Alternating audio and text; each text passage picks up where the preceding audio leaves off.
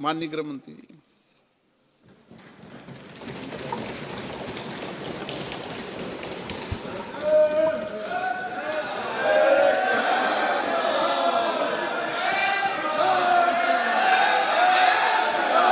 माननीय अध्यक्ष जी, मैं सबसे पहले तो आपका धन्यवाद देना चाहता हूं कि आज़ादी के बाद जो कुछ राष्ट्र के जीवन में महत्वपूर्ण प्रस्ताव आए हैं, उसमें से एक प्रस्ताव श्री राम जन्मभूमि पर मंदिर के निर्माण का, उसमें मुझे मेरे विचार रखने के लिए आपने मौका दिया, इसलिए हृदय से मैं आपका धन्यवाद करना चाहता हूं। मान्यवर, मैं देश की 140 करोड़ की जनता की ओर से भी आसन का, स्पीकर साहब का धन्यवाद करना चाहता हूं, क्योंकि ये जो सदन है वो नियम से तो चलता ही है। हर चर्चा नियमों से बंधी हुई होती है, संविधान से बंधी हुई होती है, परंतु एक मायनों में ये सदन जन चेतना का, जनता की आकांक्षाओं का और जनता की इच्छाओं की प्रवक्ता बनने का भी सदन का दायित्व है, और आज ये हो रहा है। 140 करोड़ के देश में और दुनिया भर में बैठे हुए राम भक्त जो 22 जनवरी के बाद एक अद्भुत आध्यात्मिक चेतना का अनुभव कर रहे हैं, इसको वाचा देने के लिए आपने समय दिया, इसलिए देश आपका हमेशा के लिए आभारी रहेगा। मान्यवर, मैंने आज किसी का जवाब नहीं देना है। आज मैं मेरे मन की बात और देश की जनता की आवाज को इस सदन के सामने रखना चाहता हूं, जो सालों से कोर्ट के कागजों में दबी हुई थी। नरेंद्र मोदी जी के प्रधानमंत्री बनने के बाद उसको आवाज भी मिली, अभिव्यक्ति भी मिली। मान्यवर, 22 जनवरी का दिन, भले कुछ लोग कुछ भी कहे, मैं स्पष्ट रूप से देख रहा हूं 22 जनवरी का दिन 10 सहस्त्र सालों के लिए ऐतिहासिक दिन बनने वाला है। ये सबको समझकर चलना चाहिए। मान्यवर, जो इतिहास को पहचानते नहीं, ऐतिहासिक पलों को पहचानते नहीं, वो अपने अस्तित्व को, अपने वजूद को कहीं ना कहीं खो देते हैं। मैं आज फिर से एक बार कहने वाला हूं मान्यवर कि 22 जनवरी का दिन 10 सहस्त्र से भी अधिक सालों तक इस देश का ऐतिहासिक दिन है। मान्यवर, 22 जनवरी का दिन 1528 से शुरू हुई एक संघर्ष और अन्याय के सामने लड़ाई का, एक आंदोलन के अंत का दिन है। 1528 से चली हुई ये न्याय की लड़ाई यहां पर समाप्त। मान्यवर, 22 जनवरी का दिन करोड़ों भक्तों के आशा, आकांक्षा और सिद्धि का दिन है। उनकी आज आशा, आकांक्षा सिद्ध हुई है। मान्यवर, 22 जनवरी का दिन भारत की, समग्र भारत की, मैं चाहूंगा कि समग्र भारत पर पूरा सदन गौर करे। 22 जनवरी का दिन समग्र भारत की आध्यात्मिक चेतना के पुनः जागरण का दिन आज इतिहास में बन चुका है। मान्यवर, 22 जनवरी का दिन महान भारत की यात्रा की शुरुआत का दिन है। 22 जनवरी के दिन मां भारती को विश्व गुरु के मार्ग पर ले जाने को प्रशस्त करने वाला दिन मान्यवर बनने वाला है। मान्यवर, ये देश की कल्पना राम और रामचरित्र के बगैर कर ही नहीं सकती। जो इस देश को पहचानना चाहते हैं, जानना चाहते हैं, जीना चाहते हैं, राम और रामचरित मानस के बगैर वो जी ही नहीं सकते। राम का चरित्र और राम ये देश के जनमानस का प्राण है। ये सबको समझना चाहिए, सबको स्वीकारना चाहिए। और इसीलिए मान्यवर, हमारे संविधान की पहली प्रत से लेकर महात्मा गांधी के आदर्श राज्य की कल्पना को राम राज का नाम लिया गया। संविधान में भी राम दरबार को स्थान दिया गया। मान्यवर, जो लोग राम के अलावे भारत की कल्पना करते हैं वो भारत को नहीं जानते, वो हमारे गुलामी के काल का प्रतिनिधित्व करते हैं। मान्यवर, राम व्यक्ति नहीं है, राम प्रतीक है। करोड़ों लोगों का आदर्श जीवन कैसे जीना चाहिए, इसीलिए उनको मर्यादा पुरुषोत्तम किया है। राम का राज्य किसी एक धर्म, एक संप्रदाय के विशेष के लिए नहीं है।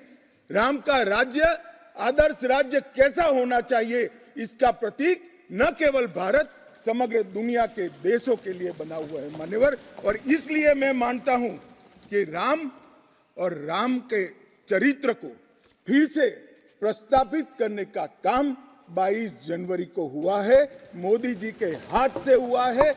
वो इस देश के लिए सौभाग्य का विषय है मान्यवर। हम सब उन सौभाग्यशाली लोगों में से हैं जो 1528 वहां पर राम मंदिर देखना चाहते हैं। पीढ़ियां चली गई, हजारों लोग, लाखों लोग शहीद हुए, संघर्ष किए, आंदोलन किए, मगर ये दिन देखना स्वप्न में नहीं आया। आज हम सब बहुत सौभाग्यशाली है कि इस देश को हम देख सकते हैं मान्यवर। भारत की संस्कृति और रामायण को अलग कर कर देखा ही नहीं जा सकता।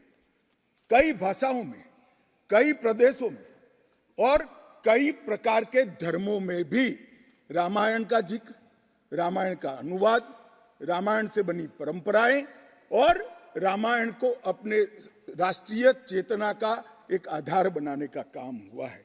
कई सारे रामायणों का उल्लेख है। संस्कृत में वाल्मीकि रामायण, अध्यात्म रामायण, आनंद रामायण, अवधी में रामचरितमानस, उड़िया में 13 प्रकार के रामायण, तेलुगु में रंगनाथ रामायण, रघुनाथ रामायण, कन्नड़ में कुमुदेंदु रामायण, तोरवे रामायण, बतलेश्वर रामायण, असमिया में कथा रामायण, सप्तकांड रामायण, और शंकरदेव ने भी वरगीत के अंदर रामायण का वर्णन किया। बंगला में भी रामायण मिलेगा, कश्मीर में भी राम अवतार चरित मिलेगा, बौद्ध परंपराओं में भी हनुमान जातक में रामायण का जिक्र मिलेगा, मैथिली में भी रामायण है, पंजाबी में गोविंद रामायण है। इतना ही नहीं, ओवैसी साहब चले गए, मुल्ला मसीही ने भी रामायण मसीही लिखकर सबके लिए इस आदर्श को प्रस्तावित किया है। कई सारे देशों में भी रामायण को स्वीकारा है और एक आदर्श ग्रंथ के रूप में प्रस्तावित किया है। विदेशों में नेपाल, जावा, इंडोनेशिया, कंबोडिया, तिब्बत, ये सभी देश भाषाओं में रामायण का अनुवाद भी हुआ है और उससे प्रेरणा भी ली जाती है। हमारे यहाँ आदिवासी जीवन भी एक प्रकार से अलग संस्कृति से, अलग परंपराओं से रचा बचा। उरांव में, बोडो में, संथाल में, संकाल में, बिरहोर में और छोटा नागपुर में सभी जगह स्थानीय भाषाओं में रामायण का अनुवाद भी हुआ और रामायण के आधार पर अपने जीवन को, आदर्श को बनाने का काम भी हुआ। मान्यवर, राम और रामायण से अलग इस देश की कल्पना हो ही नहीं सकती।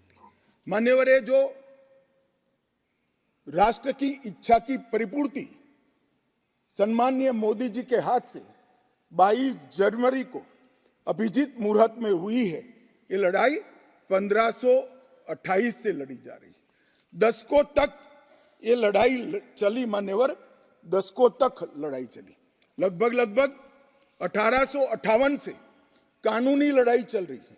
जब से अंग्रेजों का शासन था, 330 साल के बाद कानूनी लड़ाई का आज अंत आया है और रामलला अपने गर्भगृह के अंदर विराजमान हुए हैं। मान्यवर, 330 साल के बाद और 1528 से एक लंबा जो आंदोलन चला उसकी समाप्ति हुई है और देश की आध्यात्मिक चेतना की जागृति हुई है।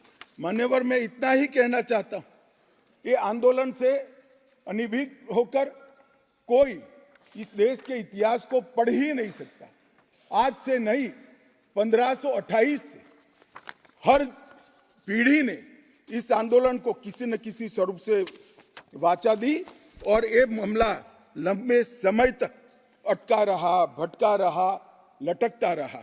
आज मोदी जी के समय में ही इसको परवान चढ़ना था, ये स्वप्न को सिद्ध होना था और आज देश स्वप्न सिद्ध होता हुआ दिखा है। माननीय राम जन्मभूमि का जो इतिहास है ये बहुत लंबा है। अनेक राजाओं, संतों, निहंगों, अलग अलग संगठनों और कानून विशेषज्ञों ने ये लड़ाई में योगदान दिया है।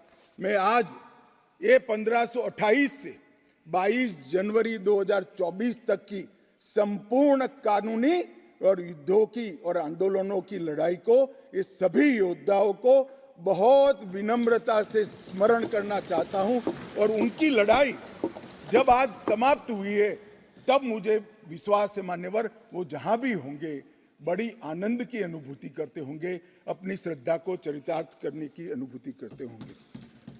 गिलहरी के समान कई लोगों ने अपना योगदान दिया और मान्यवर ये राम सेतु जो बनना था 1528 से 22 जनवरी 2024 तक का, ये सेतु का भूमि पूजन भी नरेंद्र मोदी जी ने किया और प्राण प्रतिष्ठा भी नरेंद्र मोदी जी के। मान्यवर 1990 में जब ये आंदोलन ने गति पकड़ी उसके पहले से ही भारतीय जनता पार्टी का ये देश की जनता को वादा था।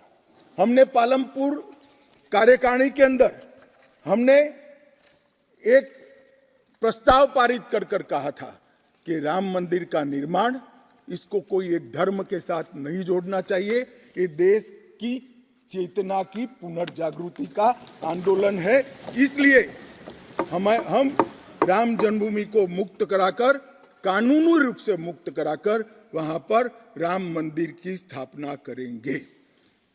अब इस देश में प्रॉब्लम क्या है साहब, जब चुनाव में घोषणा पत्र में लेते हैं तो कहते हैं चुनाव में वोट प्राप्त करने के लिए लिया, चुनावी वादा है। ये भाजपा ऐसे ही वादे करती है, 370 हो, राम जन्मभूमि हो, यूनिफॉर्म सिविल कोड हो, ट्रिपल तलाक समाप्त करना हो। अब ये कहते हैं आप ऐसे ही वादे करते हैं और ये वोट प्राप्त करने का जरिया होता है, और जब हम इसको पूरा कर देते हैं तो बड़ी खिलाफत करते हैं। मैं आज भी कहता हूं भारतीय जनता पार्टी और हमारे नेता नरेंद्र मोदी जी मान्यवर जो बोलते हैं, जो कहते हैं वो करते हैं, हमारी पार्टी का चरित्र है और ये कोई छिपी हुई बात नहीं है। किस चीज का आक्रोश? हम 1986 से कह रहे हैं कि हमारा भव्य राम मंदिर बनना चाहिए, संवैधानिक तरीके से। कुछ लोगों ने यहां पर और बाहर मीडिया के सामने प्रतिक्रिया व्यक्त की, वो कानून की दुहाई देते हैं। मैं उनको पूछना चाहता हूं कि मान्यवर क्या सुप्रीम कोर्ट की 5 जजों की खंडपीठ के जजमेंट से आप वास्ता रखते हो या नहीं रखते हो? भारत के संविधान से वास्ता रखते हो या नहीं रखते हो? किसी ने अगर सुप्रीम कोर्ट की अवहेलना कर वहां पर मंदिर बनाया होता तो आप कुछ भी कह सकते थे, मगर जब देश की सर्वोच्च अदालत के 5 जजों की खंडपीठ ने, और जिसकी अध्यक्षता स्वयं चीफ जस्टिस ऑफ इंडिया और आने वाले 4 चीफ जस्टिस कर रहे थे, ऐसी महत्वपूर्ण बेंच ने जब ये निर्णय लिया, तब आप कैसे कन्नी काट सकते हो? मान्यवर, निर्णय पसंद हो तो स्वीकार कर लेना, सुप्रीम कोर्ट का सम्मान करना, और कोई निर्णय पसंद ना आए तो सुप्रीम कोर्ट के भी बड़ा बूढ़ा करना, ये ठीक नहीं है। मान्यवर, सुप्रीम कोर्ट के निर्णय ने आज पूरी दुनिया में भारत के पंथ निरपेक्ष चरित्र को उजागर किया है। दुनिया में एक भी देश ऐसा नहीं है जहां बहुमत समाज ने अपनी आस्था का निर्वहन करने के लिए इतनी लंबी कानूनी लड़ाई लड़ी। हमने राह देखी है, सुप्रीम कोर्ट में लड़ाई लड़ी, और सुप्रीम कोर्ट का जजमेंट आने के बाद वहां पर आज भव्य राम मंदिर बना है। मान्यवर, जो बोल रहे हैं उनको भी सब मालूम है कि क्यों बोल रहे हैं। मैं आज फिर से कहना चाहता हूं, हमारे गुजरात में एक कहावत है, हवन में हड्डी नहीं डालनी चाहिए। पूरा देश जब आनंद में डूबा है, पूरा देश आध्यात्मिक चेतना की जागृति का अनुभव हो रहा है, भैया स्वागत कर लो, साथ में जुड़ जाओ, इसी से देश का भी भला है और सबका भला है। मान्यवर, एक लंबी लड़ाई के बाद स्थगितता में पड़े हुए मामले को नरेंद्र मोदी जी ने एक युग परिवर्तन करने के लिए जब मोदी जी को देश की जनता ने लंबे समय के बाद और कांग्रेस के बगैर किसी दल ने पहली बार पूर्ण बहुमत के साथ प्रधानमंत्री बनाना, तब से ये लड़ाई शुरू हुई। मान्यवर 14 से 19 तक राम जन्मभूमि मंदिर की लड़ाई चली, उसका ट्रांसलेशन हुआ, सालों लगे, लाखों पेज का अनुवाद हुआ, अनुवाद होकर कोर्ट के सामने गया, बीच में चुनाव आ गया, कोर्ट ने माना कि चुनाव के वक्त फैसला देंगे तो इसको शायद अलग दृष्टि से देखा जाएगा, कोई बात नहीं। चुनाव के बाद फिर से मोदी जी आ गए और फिर केस चला और अंततोगत्वा जब कोर्ट ने न्याय किया तब 5 अगस्त 2020 को 19 को मोदी जी ने इसकी नींव रखकर इसकी शुरुआत। मान्यवर, ये जो 20 से 24 की यात्रा है, वो 20 से 24 की यात्रा भी समझनी चाहिए। राम जन्मभूमि का आंदोलन ऐसे ही नहीं चला, इसके साथ हर गांव, हर घर में हर करोड़ों राम भक्त, अनेक संगठन, भारतीय जनता पार्टी, राष्ट्रीय स्वयंसेवक संघ समेत घर घर गए, शिला लेकर गए, पूजा की और वो पत्थर को राम मंदिर की शिला बनाकर अयोध्या तक पहुंचाने का काम। करोड़ों लोगों ने अपनी श्रद्धा, अपनी इच्छा संवैधानिक तरीके से, शांतिपूर्ण तरीके से अयोध्या पहुंचाई और सुप्रीम कोर्ट ने जब जजमेंट दे दिया, निर्णय दे दिया, तब जाकर राम मंदिर के निर्माण की शुरुआत हुई।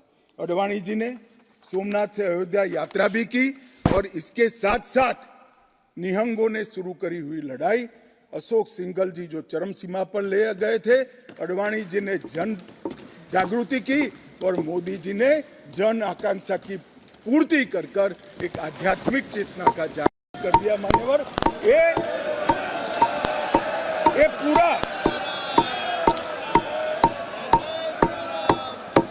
पूरा आंदोलन, मान्यवर, जब भी दुनिया का इतिहास लिखा जाएगा एक डेमोक्रेटिक वैल्यू के रूप में देखा जाएगा कि कोई एक देश अपने बहुमती समाज की धार्मिक विश्वास की पूर्ति के लिए इतने समय धैर्य रखकर सुप्रीम कोर्ट में गुहार लगाता रहे और सुप्रीम कोर्ट के जजमेंट आने के बाद सौहार्दपूर्ण वातावरण में इसकी पूर्ति हो। मान्यवर, ये बहुत बड़ी बात है और मैं मानता हूं मान्यवर कि ये मोदी जी के नेतृत्व के बगैर संभव नहीं था। मान्यवर, मैं इतना ही कहना चाहता हूं कि जब राम मंदिर का निर्माण हो रहा था तब और जब जजमेंट आया तब कई लोग आगाज लगा रहे थे, कई लोग अनुमान कर रहे थे इस देश में रक्तपात हो जाएगा, इस देश में दंगे हो जाएंगे, इस देश में धर्म के बीच में बड़े विवाद होंगे। मगर मैं आज इस सदन को कहना चाहता हूं, ये भारतीय जनता पार्टी की सरकार है, नरेंद्र मोदी इस देश के प्रधानमंत्री। कोर्ट के जजमेंट को भी जय पराजय की जगह सबकी मान्य न्यायालय के आदेश में परिवर्तित करने का काम मोदी जी के दूरदर्शी विचार ने। और उसके बाद जब समय आया, निर्माण के बाद जब समय आया, मान्यवर, उनको न्योता मिला कि वो आकर भूमि पूजन करें। 130 करोड़ की जनता के वो जनप्रतिनिधि हैं।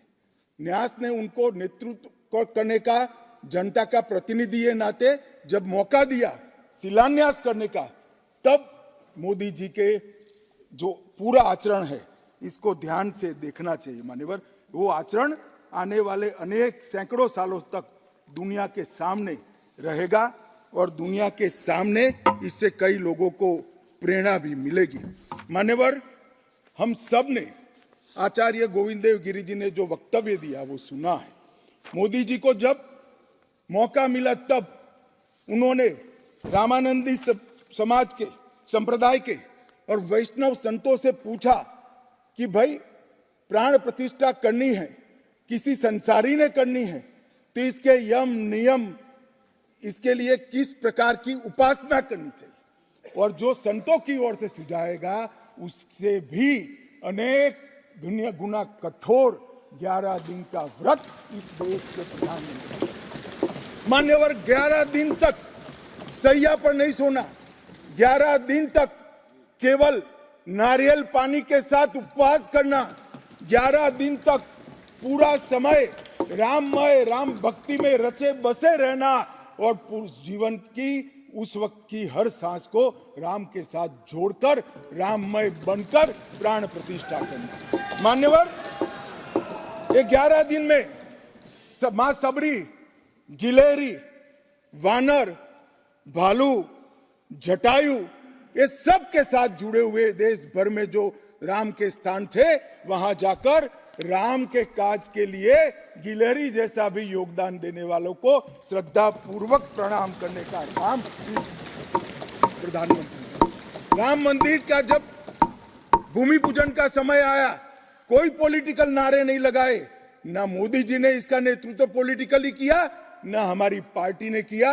हर रोज एक राम का भजन अलग अलग भाषा में ट्वीट कर एक भक्ति का आंदोलन शुरू किया। मान्यवर इस देश में कई सारे भक्ति के आंदोलन खड़े हुए हैं, ढेर सारे आंदोलन खड़े हुए। मान्यवर इस देश में भक्ति का आंदोलन कोई नया नहीं है। मान्यवर मीरा ने चलाया, गुजरात में नरसिंह मेहता ने चलाया, रामानंद ने चलाया, एकनाथ और ज्ञानेश्वर ने चलाया, शंकरदेव और माधवदेव ने असम में चलाया, चैतन्य महाप्रभु ने चलाया, समर्थ रामदास ने चलाया। ये सब भक्ति आंदोलन समय समय पर देश को मजबूत करने का काम किया है, सनातन धर्म को टिकाने का काम किया है और सनातन धर्म के प्रति सबकी आस्था को बंधाने का काम। घनघोर अंधेरी रात में एक ध्रुव तारे की तरह ये भक्ति आंदोलन ने देश के जनमानस का नेतृत्व किया। भारत के ही छोर में 10 सिख गुरुओं ने अनेक प्रकार के बलिदान, एक दशम पिता ने तो अपना सर्वस्व दान कर दिया।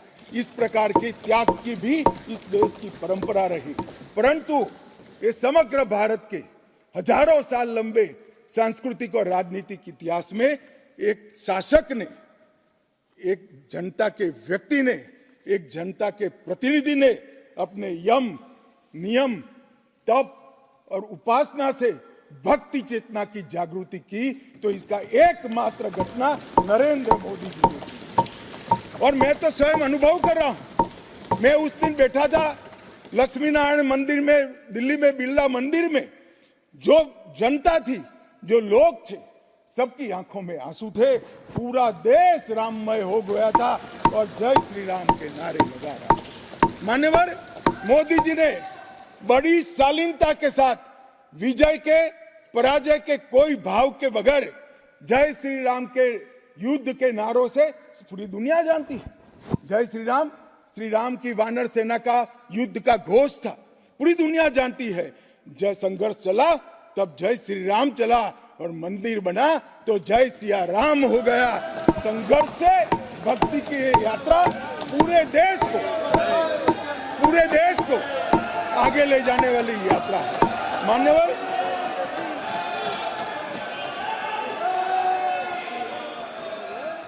इतने चेतनामय वातावरण के अंदर भी विभाजन की बात करने वाले लोगों से मेरा करबद्ध निवेदन है, समय को पहचानो, एकता के संदेश को स्वीकारो और आगे देखकर चलना शुरू करो। भारत की और हम सब की भलाई है।